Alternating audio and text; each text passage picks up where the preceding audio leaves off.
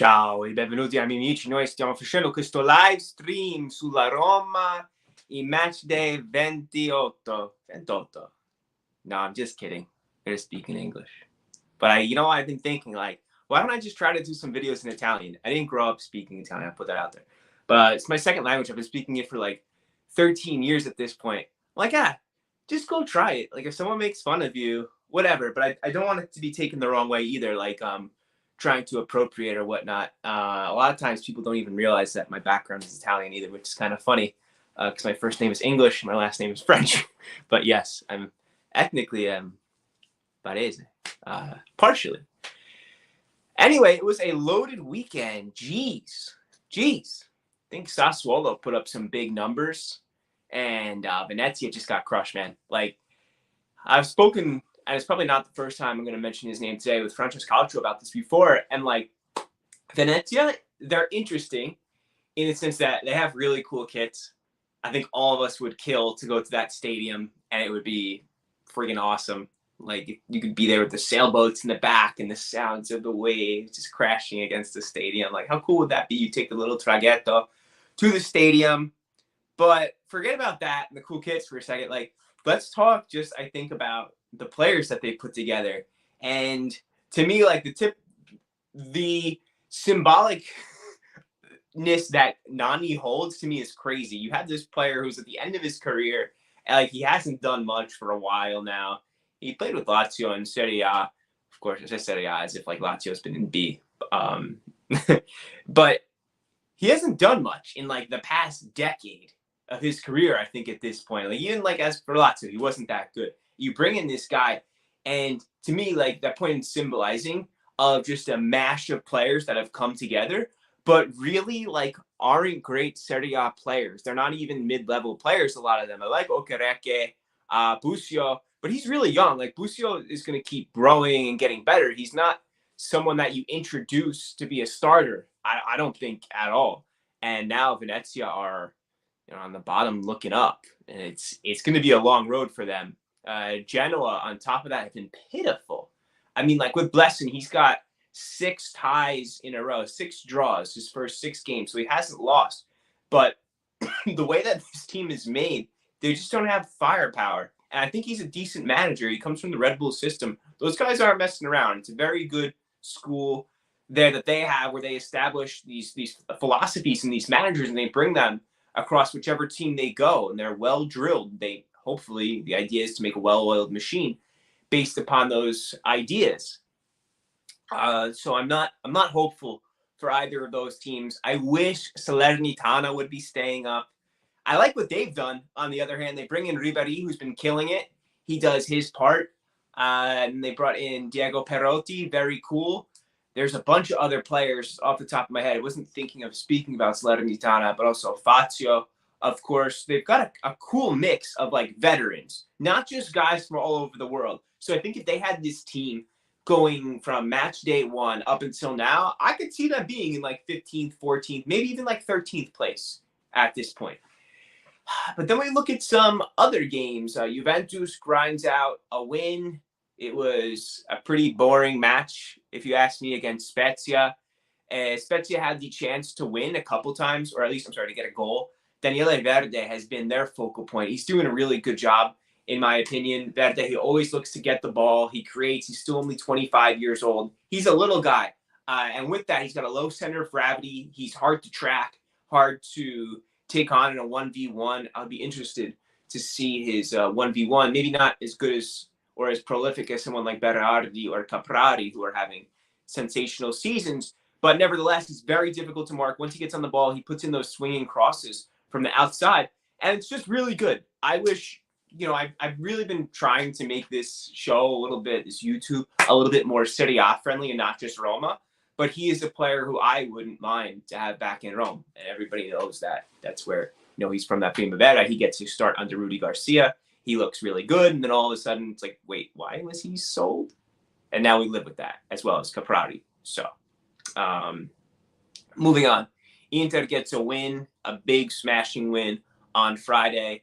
And, I think that one was to be expected there. Inter, to me, is my team to win the Scudetto. So, I I have been hopeful. I think that Napoli would win it. If I had to choose between Inter, Milan, or Napoli, because of what it would mean to the city of Naples. I think back to that movie Ultras. If you haven't seen it, it's Francesco Lettieri on Netflix. He directed it. It's pretty cool. Is it the best story ever? No, but it's a fun watch. I've seen it like 3 times. As I say, it's not that great of a movie. But in one part of it, they show and they speak about when they went under Maradona and everyone was going crazy and there's fireworks all throughout the city and you see the volcano in the background. It's just such a cool aesthetic. People in Napoli are really friendly. Like, it's warm down there. I don't mean that temperature-wise. It is hot. But the people are just, there's a certain level of warmth that goes along with Southern Italian culture. Similar to how I remember going to Sunday dinners at my grandmother's, memories that I hold on to. So I have that sense of nostalgia, when I look back on it, and it just, I go down memory lane, even as I speak now. So it would have been cool, but I think it's Inter's to win. I think that off the back of the Scudetto, they've still got a couple champions in that squad. You should be on Do Not Disturb, iPhone. What are you thinking? Anyway, so I thought it would be cool, but yeah, like if Brozovic is back and they've got Dzeko, how could you say that guy, Brozovic in particular, hasn't deserved a Scudetto this year? Because I think that he definitely has. He's been dominant. I look at these statistics all the time for work for CBS, right? He is running. He is making a lot of passes in the attacking third, simple passes to keep possession, tackles, aerial duels. Brozovic does it all. He has gone from being like a pretty decent center mid into being probably the best defensive midfielder in the world right now. All right, I'm thinking of Conte, but to me, Conte is more of like an intermedio, not a true guy who sits in front of the defense and guards them the way that Brozovic would. So we got Milan against Napoli, and I had expected so much of them. Napoli-Milan at home. Spalletti had said, I don't know what, he said something like, I don't know what type of motivation you needed, because this, being able to do something so incredible, as we just mentioned, to make history, then you go out and you play this type of game. And I'm like, I'm disappointed. I expected Osimhen to show up. In 2022, Napoli's been the most dominant side in Serie A. They've been flawless, a great team to watch. And then their stars go out and their captain goes out. That makes me annoyed. The guy who represents the city goes out and he has a garbage game. What Insigne did yesterday, it's just, to me, it's like mind-boggling. How do you not get out there? And, bro, you got to be spitting blood at the end of the match. You get out there and he's kind of like, he makes a couple bad passes, lacks of concentration. It's crazy to me that he could not show up in such a big game. And Napoli did not deserve to win. I don't think Milan deserved to win, though, either. It wasn't like this great battle where two Goliaths faced off against one another and they canceled each other out.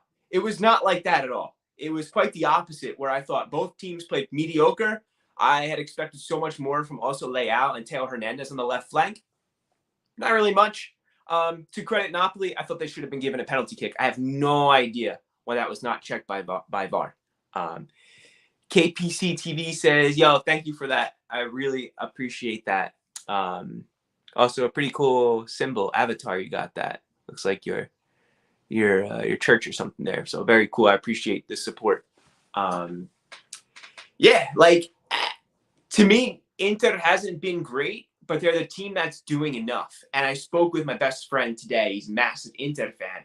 And he said, if they can just lock down these next few games, I think this Scudetto is theirs. And I have to agree with him. It's theirs to lose at this point. Dzeko, he's going to get a second wind. Barella, people have been way too harsh on him. And now he's coming alive. He was involved in, I think, according to him, every single play that Inter scored 5 goals this past weekend. So, this guy, he won the Scudetto, went on to win the Euros. He was a protagonist in both competitions, one tournament and one championship race. So, come on, give the guy a break. He's still young, and I think he just hit a little bit of fatigue, but hopefully he does get that second win if you are an Inter fan and keeps on marching forward. Because I think he was, at Cagliari, I wanted him so bad on my team. I loved him. But he's an Inter fan, and he took a he's got that emotional attachment if he took a pay cut or not, but he's Inter through and through. Let's go on to Roma, who I thought, guys, played their best match of the season. If we think back to the first leg against Atalanta, Roma rips them in the Gewiss Stadium, right? And I thought that it was a couple of great moments, but Atalanta had so much pressure that it was like their XG must have been really high, because I thought that Roma kind of ran away with it. And not that you get lucky because you make your own luck, but they had maximized their opportunities. Whereas yesterday, Roma did not maximize their opportunities. In fact, there were a couple of not so great scoring chances which were just squandered, either by Pellegrini or if Abraham wasted a couple. But as Ishmael says, Ishmael, I wonder if you're talking about Roma or Inter, because you could make the claim for both is that they're both hitting form at the right time. But this Roma has looked so much more organized than that first game against Atalanta. It's night and day. Like the organization, even from 2 or 3 weeks ago, like it's a radically different team. Whereas they're composed, letting the opposition take it to us. Yeah, Roma. Like wouldn't you say that this team just looks so much different, able to absorb that pressure? The defense doesn't get carried away. How much of that has been to Kumbulla? To praise him. The guy has said, I just wanted to work hard. I realized to get into the starting 11 that I needed to put the work in. Geez, man, like every footballer should have that type of attitude. Yes. Anyone who's 14, 15, 16 years old, you want to get onto your high school team. You know how you do it? You go and bust your butt and you put your head down and you work. And that's the same principle that goes on with anything in life. And I love that Kumbulla has embraced that with his coach, someone who haven't even mentioned, the clickbait Jose Mourinho. If you want to go and title this that on YouTube, it'll get probably triple the amount of clicks. And night and day, man. And you have to be proud of them from a Roma perspective. Abraham is now the first Englishman to hit 20 goals. He's got a boatload in his past, like 17 or 8, something like that. Just a ton. A striker's inaugural season. He's 24 years old. He comes over from a different league. Talk about like integrating super well, super quick. What more could you want from him? He's hit the crossbar, the posts, I think 5 times, which is tied for the most in Serie A at this point. And we jumped to Zaniolo, right? Oops, I hit my little tripod. And he was great to take that ball out of the air, which Karsdorp, who had his greatest game that I've seen all season, and then just gives a little simple pass into Abraham, who takes it. Maybe it wasn't the best pass, but Abraham takes it very coolly and slots it home past Musso. Like, that is such a good play. Cristante, another good one. Mkhitaryan, he's been revolutionized. Playing as a regista in Mourinho's 3-5-2 has been a new lease on life for him. He's quit Armenia. Quit's not the right word. Retired from Armenia to focus solely on the rest of his club career. And I think that could be a determining factor why he's going to get a new contract. I haven't heard anything. I don't have like insider info or anything like that. I haven't seen anything on the news that I read. But I do believe that Mkhitaryan will get that new contract now because he's instrumental in Mourinho's play. And if he can just be refreshed, if he's not ran ragged, then this guy he'll have plenty of more great games to show, I think. Ishmael says, I like the 3 at the back against the Seven Sisters, but Ibanez is back, so more options, and I'm waiting for Spina. Yeah, hopefully Spinazzola is back in like a month. I don't think it's worth rushing him now with Kalevsky, who I didn't even mention. Oh my gosh, didn't even mention Kalevsky yet. That kid came in and just has set Roma on fire. A little Polish prince, 19 years old. He controlled his left flank so well against Atalanta. He was confident in his dribble to take the 1v1s. He did okay defensively. I think he got caught out once or twice, but he's an attacking midfielder. He's a wing, 19-year-old winger. So, like, you got to expect that he's not going to defend like someone like Maldini or Grosso. He's just not going to, that stuff's going to take time. There's going to be mistakes along the way. But the most important thing was that he created scoring opportunities. He busted his butt. He hustled hard. And he did overall like a great performance, well beyond his years. And Ishmael also says, really cool to see that Mourinho is giving. I don't know what And then you said, what do you think of the Benfica goalkeeper, Svilar? I haven't seen much of him, Ishmael. I don't know much about this keeper, but I do know that he's on a free transfer. That's for the analysis. I want to swing over now. I read something really interesting. And of course, the war is still ongoing with Russia and Ukraine.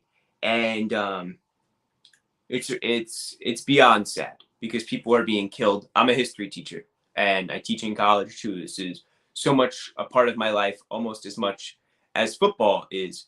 And I grew up thinking like maybe 12, 13, 14, my family's military family, that war was noble and is regal and all these things. And the one thing that war is it's an atrocity because you see innocent people and they get hurt. And that's the worst part of it. And do you think the Russian soldiers want to be out there away from their families? I can't imagine. I just don't imagine that unless you get that select few and these people are, fed propaganda that no one really wants to leave their families, go out and fight and risk their life at the end of the day. At least I can't imagine that to be true. And then I thought one cool subplot to this week was, Malinovsky on the same field as Miranchuk, a Ukrainian Malinovsky with Miranchuk, a Russian. Those guys are friends. So I thought that was a really cool thing. I also want to see what's going to happen with the league because they just lifted, I think, for foreign players to leave their respective clubs. You look at a club like Shakhtar. What's going to happen to all these guys, these Brazilians that are out there?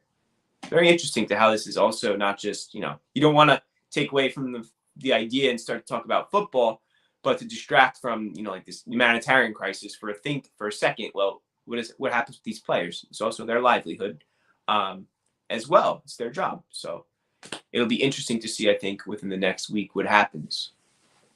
Is there anything else we were supposed to talk about here? I think we covered pretty much all the bases. The Scudetto, how good Abraham has been, hustling, like defensively. He works hard. He provides a pivot point for his midfielders and his wingers to work around. He creates space for them. Besides working hard, he's really talented on the ball. And I think that's one thing that he's underrated with, just how skillful and subtly crafty that Tammy is on the ball. And to me, he's the best. If I had to pick one transfer, and I think people will say like Vlahovic for 70. Okay, I could see that too because Juventus they could even fight for the Scudetto at this point. But the one player, like the best value, bang for your buck, was Tammy Abraham this year. So give it up for Pinto right there. If Dzeko didn't request that departure, you'd probably be looking at Coop Miners with Cristante or Venetu, but also still Dzeko. I don't know. That to me is a hard choice. I don't know if I would have kept. I wasn't the biggest fan of Dzeko. I know that might piss off a lot of Roma fans. SB says, would you like to stick with the formation of three at the back, two defensive mids, two attacking mids, wing backs, and Tammy up top? I mean, it works. What Mourinho has built his career upon is the 4-2-3-1. That's the formation I like best, but it seems that he's adapted and he sees what works best with this team. And I don't know if Mkhitaryan has a place in this team outside of the 3-5-2, unfortunately. I don't see him unless he plays backup to Pellegrini, but I don't know if he has the wheels on him to be that player anymore. So the 3-5-2 to me is the best usage of the personnel that you have at the moment. I think if they have a nice mercato this summer, that maybe you can reevaluate and you can start to mess around with different formations a little bit more. Yes, Neres is interesting because he just went from Ajax, did he not? Yeah, he just went this past summer. That was a big move. Ishmael says, I'm looking at the price Roma paid for 40 million and compared to the other strikers, is number 9. Yeah, man, Roma totally got a good deal with that one. If you see my buddy Marco, he's out. If you get CBS Paramount Plus, he's out enjoying Italy. I'm so jealous of him. God, I see him traveling all over, eating spaghetti, drinking wine, having bistecca fiorentina, riding on the back of Vespa with beautiful women. Don't tell my fiance I said that. And it's something. He's living the life, man. What else? I've had a big week. I'm glad to do this again. Like I said, I'm going to try to keep doing this less Roma and just incorporate everything and the big storylines. You know what? I said I would talk about Lucas Torreira, the last thing before I start to wrap this up. I read this beautiful story about how Torreira had he lost his mom from COVID this past year. And it was funny because I think last year I was wondering, like, what happened to Torreira? Where has he been? And yeah, his mom passed away from COVID. And when it's someone like a parent like that, you know, I lost my dad at a young age, but it was a different thing. I didn't go through grief. I was too young to fully understand all the ramifications and what that really meant. But you know, he talks about how hard it was, and you know, putting his head against the wall and not wanting to come out of his home in Uruguay. And I really felt for him because at the end of the day, footballers are what? They're young guys.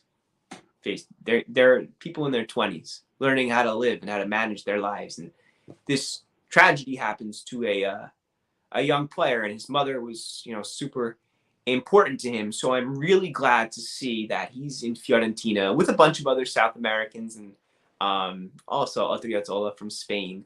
So they've got that little contingency there, and I think that makes Fiorentina really interesting to me. Also goes on to talk about his relationship with his dad, which is good, and how their relationship to the butcher shop they opened up. I'm gonna translate. I have the article translated. I will post it on my website, and I'll tweet that out as well. Waiting to on my Twitter.